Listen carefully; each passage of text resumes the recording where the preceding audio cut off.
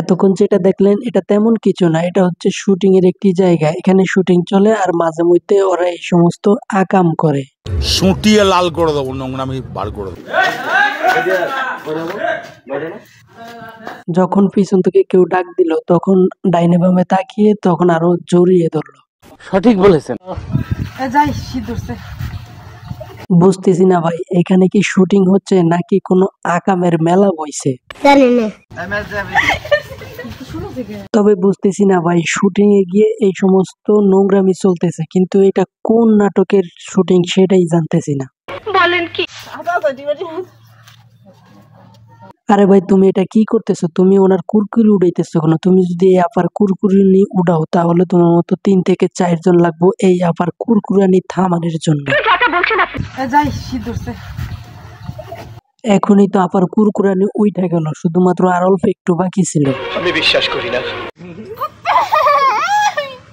ইসরে ভাই কি করতেছো? আসতে দাও, না হলে তো ম্যাডাম ব্যথা পাইবে। বুঝতেছি না এরা কি শুটিং করতে গেছে নাকি এদের নোংরামি করতে গেছে। কেন খেলবে না? এখানে খেললে কি সমস্যা? এখানে তো খোলামেলা মাঠ আছে, যেখানে সেখানে উল্টে ফুলটে খেলন যাইব। বলেন কি? আরে হ্যাঁ ধইরা দেখো, কোনো সমস্যা নাই, কিন্তু তুমি কোনটা ধইরা দেখবা? টেনশনে পড়ে গেলাম।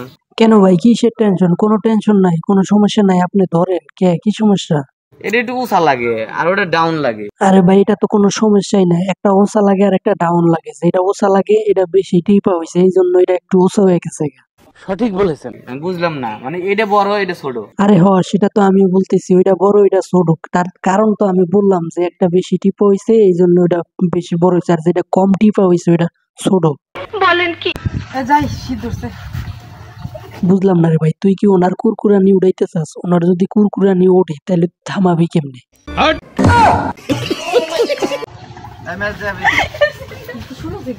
তবে একটা বিষয় লক্ষ্য করলে বোঝা যায়, সেরাই যখন শরীরে জড়ে ধরে তখন শরীর কাছে অনেক ভালো লাগে। সঠিক বলেছেন। আচ্ছা ঠিক আছে। এটা কি করতেছস? কামড় দিতেছস কে? কামড় যদি দেস তাহলে তো সিরিয়াস যাবো গা। তুই কামড় দিস না, তুই যদি পারস হাত দিয়া ডলা দে। জোরে শিকার দে। শিকার দিব রে ভাই। তুই যদি পানির ভিতরে যাইতে ধরস বা পানির ভিতরে নিয়ে অন্য কিছু করস তাইলে শিকার দিব, তার আগে শিকার দিব না। তুই যদি আফার কান্দে উঠস তাহলে আফার কি অবস্থা হইব সেটা কি একবার ভাইবা দেখছস? এইটা তুমি একটা কথা কইলে ভাই। এটা কি আপনি এলাকা পাইছেন?